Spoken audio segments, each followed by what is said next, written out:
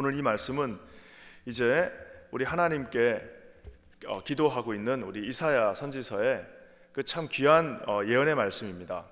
우리가 아는 것처럼 하나님 앞에 기도할 때 많은 사람들이 하나님께서 그 기도에 응답해 주시지 않는다라고 말하시는 분들이 있습니다. 근데 여러분, 우리가 기도를 안 하는 사람은 없습니다. 모두 다 처음에는 기도 시작합니다. 어려움이 닥칠 때, 특히 좀 고난이 올 때 모든 사람들이 다 기도를 시작합니다. 그리고 심지어 어느 정도 시간이 지나도 다 참고 기다리면서 하나님 기도에 응답해 달라고 기다립니다. 근데 이제 그 시간이 길어질 때가 있습니다. 5년이 지나고 10년이 지나고 15년이 지나고 20년이 지나도 하나님께서 매일 기도하는 그거에 응답해 주시지 않을 때가 있습니다. 그 시간이 길어질 때 사람들 낙심하고 이제 어느 정도 시간이 지나면 그 기도를 포기하는 경우들을 보게 됩니다. 특별히 우리가 누군가의 전도를 위해서 기도할 때, 믿지 않는 누군가의 이제 대상을 놓고 사랑하는 남편 아니면 자녀들을 놓고 기도할 때 아무리 기도해도 하나님이 응답해 주시지 않는 것 같아서 결국에는 그 기도를 포기하게 되는 경우가 있습니다. 사랑하는 성도 여러분, 우리 하나님 앞에서 기도가 응답되지 않는 것은 없습니다. 기도가 하나님 앞에서 아무런 어떤 소득이 없는 경우가 없습니다. 여러분, 기도는 반드시 응답되는데요, 하나님 앞에서 땅에 떨어지는 기도는 결코 있지가 않습니다. 그것이 기도를 해도 기도가 응답되지 않는 것이 아니라 아직 오늘 이 성경에 나와 있는 그날이 되지 않았기 때문입니다. 하나님이 가장 좋은 방법으로 가장 좋은 시간에 하나님의 뜻대로 그 기도를 응답해 주신다는 사실입니다. 하지만 중요한 것은 그 날이 아직 되지 않았기 때문입니다. 하나님께서는 그 날에 하나님께서 우리와 약속하신 모든 구원의 약속들을 이루어 주신다라고 말하고 있습니다. 만약에 애굽이 구원을 받는다면 구원받지 못할 사람이 어디 있겠습니까? 하나님 앞에서 가장 저주받은 것 같은 듯한, 그리고 하나님이 그렇게 그냥 바로왕을 통해서 치셨던 그 애굽마저도 구원받는다면 우리 중에 구원받지 못할 사람들이 어디 있겠습니까? 특별히 부모님들이 기도하고 있는데 그 자녀들이 결국에 돌아오지 않겠습니까? 여러분, 오늘 이 믿음의 확신의 말씀이 저와 여러분을 향한 주님의 약속의 말씀이 되시기를 주님의 이름으로 간절히 축원합니다. 자, 그러면 이제 하나님의 날, 어떻게 하나님이 어떤 과정을 통해서 그를 구원하시는지 한번 보겠습니다. 먼저 여러분 16절 말씀 한번 보겠습니다. 16절입니다. 시작. 그날에 애굽이 분요와 같을 것이라. 그들이 만군의 여호와께서 흔드시는 손이 그들 위에 흔들림으로 말미암아 떨며 두려워할 것이며. 하나님이 사랑하는 백성을 흔든다라고 말하고 있습니다. 표현이 참 특별하죠. 여호와께서 흔드시는 손이 그들 위해서 흔들린다라고, 흔들림으로 말미암아라고 이렇게 얘기하고 있습니다. 아무리 대단한 인생도 하나님이 한번 툭 치시거나 흔들면은 그 인생이 정말 걷잡을 수 없이 나락에 빠지는 경우도 있고, 걷잡을 수 없이 고난 가운데 들어가는 경우도 있고, 그렇게 잘 나가던 사람도 하나님이 마치 이렇게 한번 툭 건드리시면, 하나님이 건드리시는 것을 누가 막을 수 있겠습니까? 한번 건드리면 그 흔들림 속에서 정신을 차리지 못하는 경우가 있습니다. 근데 참 안타까운 거는, 제가 보면 우리가 생각할 때는 그 사람이 인생이 보잘것없어 이렇게 한번 툭 치면은 몇 번 흔들리다가 그 고난 가운데 그 어떤 어려운 가운데 가면은 우리가 생각할 때는 그 사람이 이제 딱 정신을 차리고, 내가 하나님 앞에 다시 돌아가야겠다. 하나님이 나를 지금 건드리시는구나. 하나님이 정말 내가 예상하지도 못한 일로 우리 가정을 고난 가운데로 넣어주시는구나. 하나님이 지금 뭔가 나에게 하시구나 하는 말씀이 있구나. 하나님이 나를 치셨구나라고 그렇게 깨닫는 것까지는 좋은데, 그렇게 깨닫는다고 해서 사람이 바뀌지가 않습니다. 참 이상하죠. 그냥 우리 생각에는 하나님이 살짝 건드리면 아이고 아파라 하면서, 내가 지금 뭐 잘못했구나, 내가 하나님 앞에 다시 돌아가야지, 내가 잘못 생각했구나, 내가 뭔가 잘못하고 있구나 하고 하나님 앞에 돌아가면 좋은데, 제가 목회를 한 지도 벌써 저도 30년 가까이 돼 가는데 참 사람들이 신기합니다. 그때는 돌아간다고 그러는데 시간이 좀 지나면 다시 완악해지고 다시 옛날의 못된 습성으로 돌아가고, 언제 그랬냐는 듯이 다시 또 일어나 버리는 그 참 오뚜기 같은 그 인간의 죄성들을 보게 됩니다. 제가 아는 어떤 분도 젊은 나이에 정말 어려움이 닥쳐가지고 제가 신방을 갔을 때 그 참 뭐라 그럴까요? 하나님이 한 번만 더 기회를 주시면, 정말 내 인생 이제 하나님을 위해서 살겠다라고 한 번만 더 인생의 기회를 주시면, 제가 그 말이 참 기억에 남습니다. 한 번만 더 기회를 주시면 내 하나님을 위해서 살겠다라고 그러는데, 참 그래서 정말 한 번만 기회를 더 주셨어요, 하나님이. 그래서 정말 일어났습니다. 웬걸요? 다시 또 골프 치러 다니시고, 또 다시 자기가 좋아하는 일 하러 다니시고, 또 언제 자기가 그렇게 기도한 그냥 아무 일도 없었던 것처럼 다시 돌아가 버리는 인간의 모습을 보게 됩니다. 사랑하는 성도 여러분, 아마 그렇게 쳐도 하나님께서 그렇게 고난을 주셔도 다른 주변의 모든 사람들이 다 깨닫는데 본인만 못 깨달은 대표적인 사람 한 명이 누굴까요? 바로 아마 애굽의 바로였을 것입니다. 참 저는 이 출애굽기를 읽으면서 이 바로의 이야기를 읽다 보면 참 한편으로는 정말 미련하다는 생각도 들면서도 또 한편으로는 인간 그 초인과 같은 인간의 의지력을 또 보기도 합니다. 아마 제가 인본주의에 입각한 철학자였다면 이 바로 왕을 무슨 그 니체가 짜라투라스트는 이렇게 외쳤다를 쓴 것처럼 바로 왕은 이렇게 외쳤다라고 한번 쓸 정도로 어떻게 하나님을 대항해서 10번이나 그렇게 큰 재앙을 맞고도 끝까지 포기하지 않고 마치 터미네이터가 자기 온몸이 부서지면서도 끝까지 그 목표물을 향해서 그 죄악을 향해서 달려가는 것처럼 절대 포기하지 않는 인간의 그 더러운 죄악의 그 근본을 보게 됩니다. 한 5번 정도 맞으면 돌아올 법도 하고요. 하나님이 그렇게 치셨으면은 온 가족이 다 그렇게 정말 고난을 당했으면 내가 하나님 앞에 뭔가 크게 잘못했구나.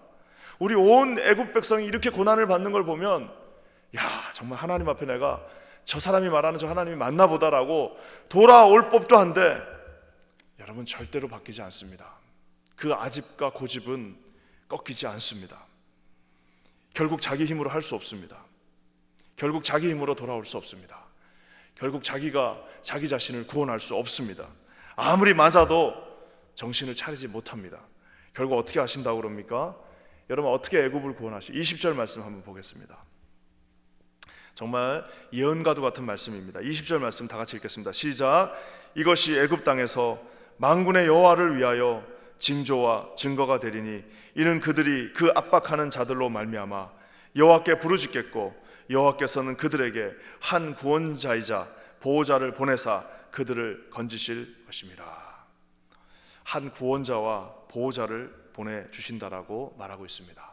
말 그대로 메시아인 것입니다. 우리가 잘 아는 것처럼 우리에게 구원이 우리가 무슨 구원을 이룬 것이 아니라, 구원은 우리가 얻은 것이 아니라 받은 것이라는 사실을 여러분 기억하셔야 됩니다. 우리가 구원을 뭔가를 열심히 해가지고 그 대가로 구원을 얻은 것이, 획득한 것이 아니라 구원은 전적으로 우리 예수 그리스도 그 보혈로 주어졌다라는 사실, 내가 받았다라는, 아무런 대가 없이 그것을 받았다는 사실을 여러분 기억하셔야 됩니다. 메시아를 내가 찾아서 그곳으로 간 것이 아니라 오늘 이 말씀처럼 한 구원자, 보호자를 보내주셨다라고 말하고 있습니다.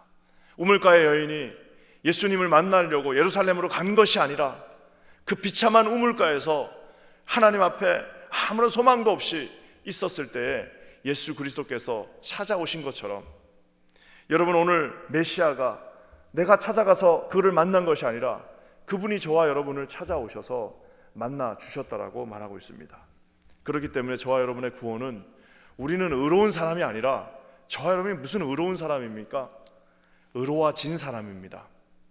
내가 하나님 앞에서 떳떳한 하나님 나의 아버지시다라고 고백할 수 있는 이유는 내가 의롭기 때문이 아니라 의로워졌기 때문입니다.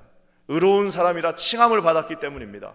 저와 여러분을 예수 그리스도의 그 엄청난 보혈로 말미암아 우리를 리딤해 주셨기 때문에 저와 여러분이 오늘 이 시간에 이 자리에 있을 수 있다는 사실을 사랑하는 성도 여러분 반드시 기억하시기를 우리 주님의 이름으로 간절히 축원합니다.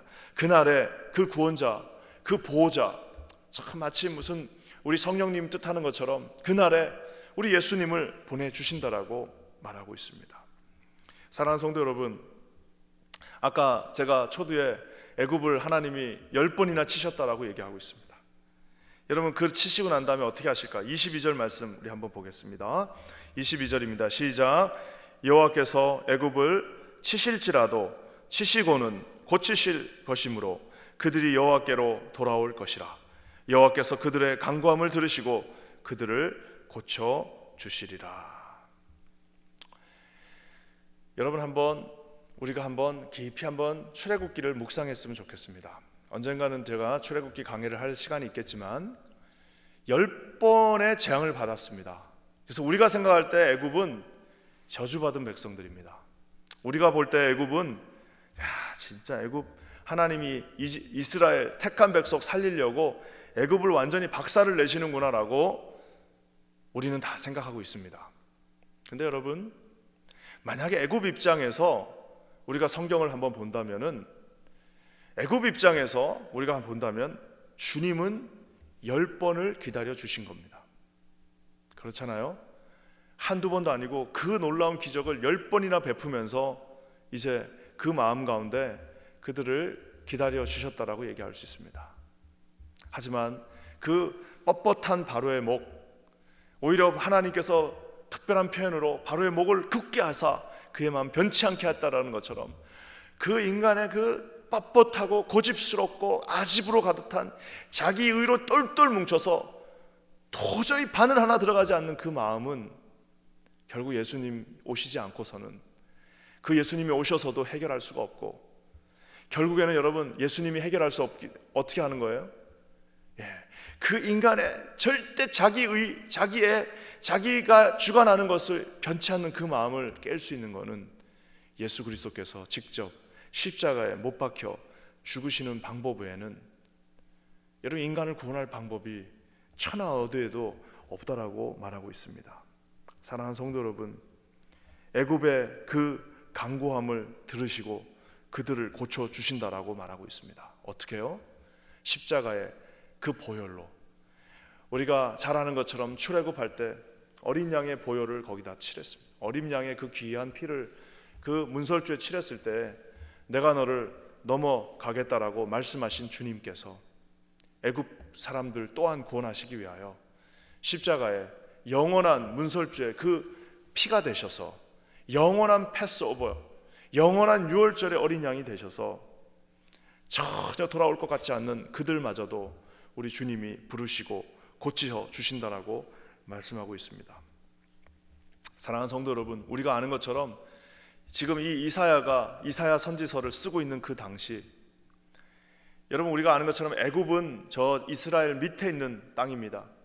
이스라엘 그 남서쪽에 있는 그 땅은 그 당시 최고의 학문과 최고의 경제적인 호황과 그리고 우리가 아는 것처럼 많은 우상들이 있었던 그 예술이 발달된 곳이었습니다.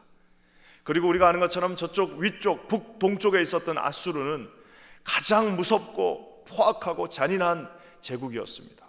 당시 저 동쪽 끝과 서쪽 끝에 가장 큰 나라, 당시 모든 세계관의 전부 애굽과 아수르를 주님이 결국에는 어떻게 하신다라고 말씀하십니까? 여러분, 저는 오늘 이 24절과 25절 말씀을 읽으면서 하나님의 놀라운 은혜를 다시 한번 체험하고, 우리 하나님의 복음은 이사야 선지서에서도 있었구나. 이사야 선지자가 멸망만을 예언한 것이 아니라 우리에게 또 다른 복음을 증거해 주시는구나를 볼 수 있습니다. 우리 24절과 25절 말씀 한번 다 같이 읽겠습니다. 시작. 그날에 이스라엘이 애굽 및 아수르와 더불어 셋이 세계 중에 복이 되리니 이는 만군의 여호와께서 복 주시며 이르시되 내 백성 애굽이여, 내 손으로 지은 아수르여, 나의 기업 이스라엘이여, 복이 있을지어다 하실 것입니다. 참 이 표현이 충격적입니다. 내 백성 애굽이여. 우리는 이스라엘만 자기 백성이신 줄 알았는데 내 백성 애굽이여, 내 손으로 지은 아수르여, 나의 기업 이스라엘이여. 마치 세 사람을 마치 한 형제처럼 첫째 형, 둘째 형, 셋째 형 놓고 말하는 것처럼 우리 하나님이 이 셋 모두를 함께 축복해 주신다라고, 복이 있을지어다라고 말하고 계십니다. 마치 우리 사도행전 1장의 말씀처럼, 마태복음 28장의 말씀처럼 땅끝까지 이르러 내 증인이 되어 그 복을 증거하라고 말씀하시는 하나님의 예언의 말씀을 우리가 오늘 봤습니다. 저는 기도하기는 몇 가지 오늘 말씀드렸습니다. 우리 인간의 그 간악한 마음 절대 친다고 해서 넘어지지 않습니다. 하지만 주님께서 우리 가운데 메시아 되신 예수 그리스도 성령님 보내셔서 반드시 구원하십니다. 언제요? 그날에, 오늘 끊임없이 말하는 그날에 주님이 이렇게 하실 것이다 말씀하고 계십니다. 저는 저와 여러분 모두가 절대 사람 구원을 할 때 포기하지 않는 저와 여러분 되시기를 주님의 이름으로 간절히 축원합니다. 절대 구원하지 못할 사람은 없습니다. 하나님께서 그날에 반드시 그분의 방법으로 구원하십니다. 저와 여러분 해야 될 일은 뭐예요? 그저 꾸준히 기도하면서, 그래도 기도만 하지 마시고 그래도 딱 시간 정해놓고 3주면 3주, 한 달이면 한 달에 한 번씩 연락도 하고 우리 예수님께 다시 돌아오라라고 여러분 입술을 벌려서 고백하셔야 나중에 돌아오면 좀 창피하지 않잖아요. 10년 동안 한 번도 기도 안 하다가 갑자기 그 사람이 하나님 앞에 다시 돌아오게 되면 나중에 뭐라고 하겠습니까? 당신은 어떻게 나한테 한 번도 전도 안 하냐고 말하지 않겠습니까? 하나님 앞에서 내가 끊임없이 너를 위해서 기도했노라, 내가 그래도 한 달에 한 번씩 너한테 전도하지 않았냐? 여러분 그 말씀을 하실 수 있는 저와 여러분 되시기를 주의 이름으로 간절히 축원합니다. 하나님은 이스라엘만 하나님의 아니라 애굽의 하나님, 아수르의 하나님이십니다. 반드시 세계 열방을 구원하실 것입니다. 저와 여러분이 그 중심에서 쓰임받은 저와 여러분 되시기를 우리 주님의 이름으로 간절히 축원합니다. 오늘 이 말씀 딱 마치시고 나면 오늘 새벽 예배 들으시는 분들은 기도 딱 하시고 나서 하나님께서 생각나시는 그 한 사람한테 바로 카톡 보내시기 바랍니다. 하나님이 당신을 사랑하신다, 당신 하나님께로 돌아오시라. 어머니 기도 못 잊어서 돌아온다는 것처럼 그 모든 사람들이 오늘 돌아오게 될 것입니다. 우리 함께 기도하겠습니다. 하나님 감사합니다. 오늘 말씀처럼 우리가 하나님을 신뢰합니다. 주님, 애굽도 아수르로 우리에게 아버지 하나님 내 자녀라고 말씀하신 주님, 우리가 그들의 구원을 보게 될 것을 확신합니다. 하나님 우리에게 그러한 믿음을 허락하여 주시옵소서. 예수님의 이름으로 간절히 기도합니다. 아멘.